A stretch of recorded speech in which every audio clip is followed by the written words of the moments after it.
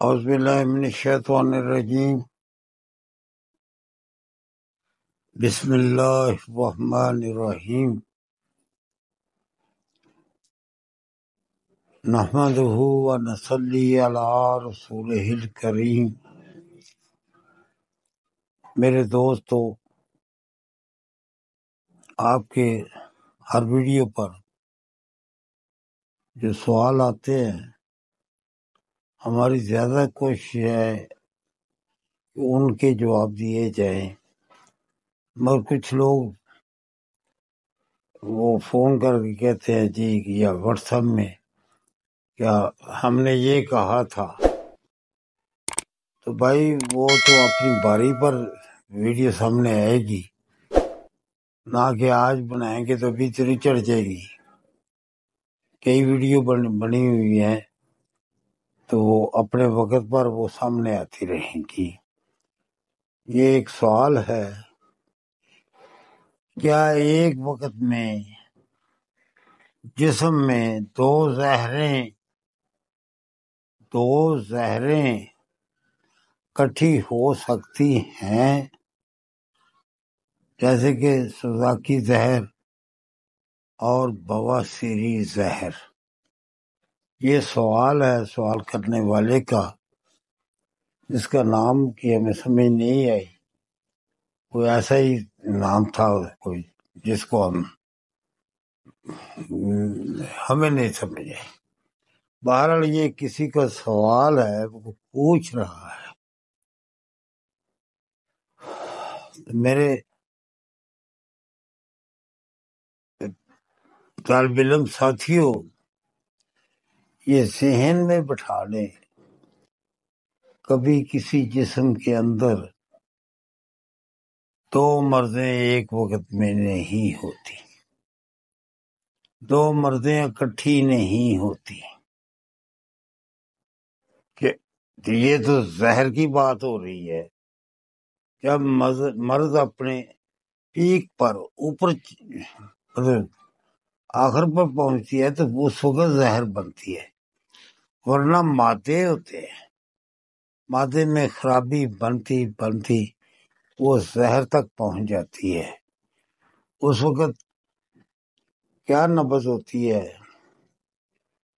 جب زہر میں وہ تبدیل ہو جائے مادہ، وہ نبض ہی انشاءاللہ بتاتی ہے کہ یہ مادہ زہر میں تبدیل ہو گیا ہے، اور اب وہ جو آخری وقت شروع ہو گیا اس انسان کا۔ مگر ہمارے پاس، یعنی کہ یہ قانون مفرد اعضاء والوں کے پاس اس وقت کا بھی علاج ہے۔ حضرت صابر ملتانی رحمۃ اللہ علیہ، اللہ پاک کروڑوں رحمتیں فرمائے ان کی قبر پر، اس وقت کا بھی علاج ہے۔ تو زہر جو ہے وہ ختم ہو جائے، جسم سے خارج ہو جائے اور انسان تندرست ہو جائے۔ تو دیکھنا یہ ہے کہ ہم نے جو زہر بن گئی ہے اس پر کون سا تریاق دینا ہے۔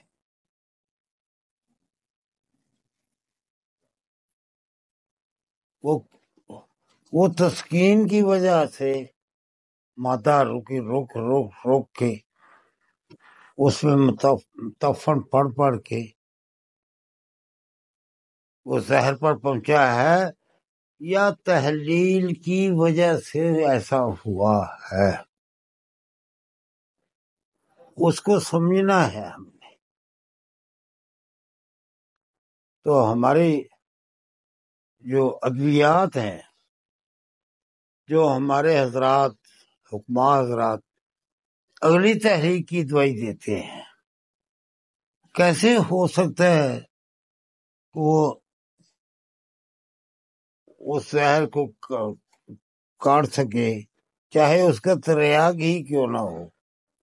وہ تو نہ تسکین پر گیا ہے، یوں سمجھے ہم عرض کرتے ہیں کہ کسی کے عضلاتی اعصابی تحریک بگڑی اور خراب ہوتی گئی، علاج نہیں ہوا، تو اس کا مادہ متفن ہو کے جو زہر میں تبدیل ہوا ہے، کیا اگلی تحریک جو عضلاتی گدی ہے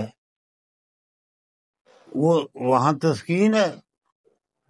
جبکہ حضرت صابر رحمت اللہ علیہ کا یہ فرمان ہے کہ اگلے عزائر عیسیٰ کے میں تسکین ہے۔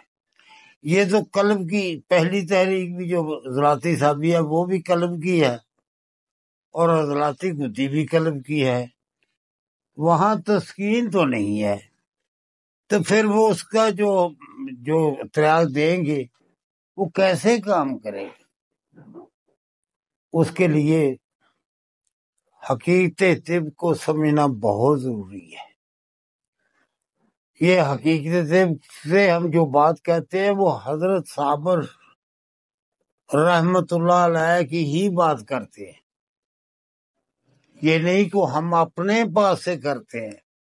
وہ طریقہ بھی حضرت صابر ملتانی رحمت اللہ علیہ ہی نے دیا ہے۔ جب تک وہ تریاق سامنے نہیں آئے گا اس کی زندگی خطرے میں رہے گی۔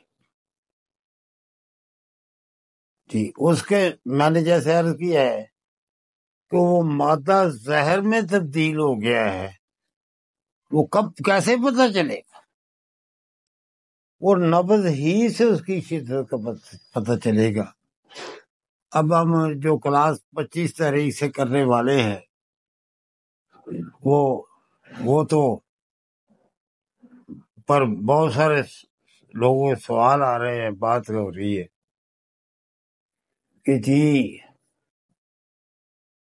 آپ اس کی فیس لے رہے ہیں، جی لے رہے ہیں، جو آپ کو وقت دے رہے ہیں وہاں بتا رہے ہیں کہ یہ نبض ہے جو زہر کو بتا رہی ہے کہ مادہ زہریلا ہو گیا ہے۔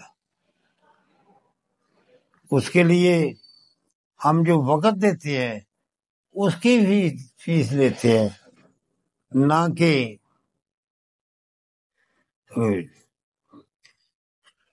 علم کی نہیں۔ علم کا کون دے سکتا ہے؟ علم کا کوئی معاوضہ دے سکتا ہے؟ یہ ہم جو بیٹھ کر ان کے لیے وہ محنت کریں گے، ان کو سمجھائیں گے، 8 روز تک سمجھائیں گے، اس کے لیے کر رہے ہیں۔ وہ آن لائن بھی ہوگی، جو آن لائن میں شامل ہونا چاہیے، وہ جو یہاں آ کر دعا خانے پر بیٹھ کر سیکھے گا اس کے لیے بھی ہوگی۔ تو میرے دوستو، جب تک ہمارے اطباء کرام تحریک کا تعین صحیح نہیں کریں گے تب تک کوئی معاملہ سیدھا ہوگا ہی نہیں۔ تو اس کے لیے سیکھنے کے لیے، نبض سیکھنے کے لیے وہ آدمی تیار ہی نہیں ہے۔ آگے کئی سوال ہیں، جی علامتوں سے بتا دیں کہ ہم تحریک کو سمجھ جائیں، کیا بات ہے؟ آگے آ رہی ہے بات، وہ اگلی ویڈیو میں کریں گے۔ تو کیسے ہو سکتا ہے؟ گیس ہے، کون سی تحریک ہے مجھے بتائیں جس میں گیس نہیں ہوتی، تذابیت نہیں ہوتی؟ یہاں میدا میں تفن، جس تحریک کی وجہ سے میدے میں تفن بن جائے گا، تذابیت وہاں شروع ہو جائے گی۔ تذابیت کبھی بھی نشاندہی نہیں کر سکتی کہ کون سی تحریک ہے،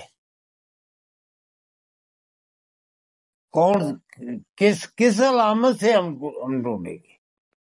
نہیں، آپ یہ سمجھیں کہ 2 زہریں کبھی بھی ایک وقت میں، یہ اللہ کا کرم ہے انسان پر،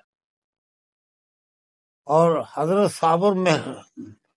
صابر ملتانی رحمت اللہ علیہ کی یہ ہم پر مہربانی ہے کہ ہمیں بتایا کہ دو مرد ایک وقت میں نہیں ہوتے، اللہ پاک کا کرم ہے کہ وہ دو مرض ایک وقت میں کسی پر نہیں ڈالتا، مرض ایک ہی ہوتی ہے۔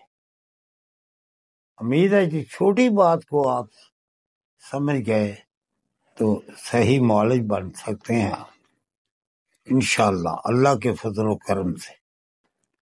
میں کوشش کرتا ہوں چھوٹی سے چھوٹی ویڈیو بنائی جائے، بس کچھ باتیں ایسی ہوتی ہیں وہ تھوڑی طوالت رہتی ہے، تو میں اسی پہ اکتفا کرتا ہوں۔ اللہ پاک ہم سب کو سمجھنے کی توفیق عطا۔ السلام علیکم۔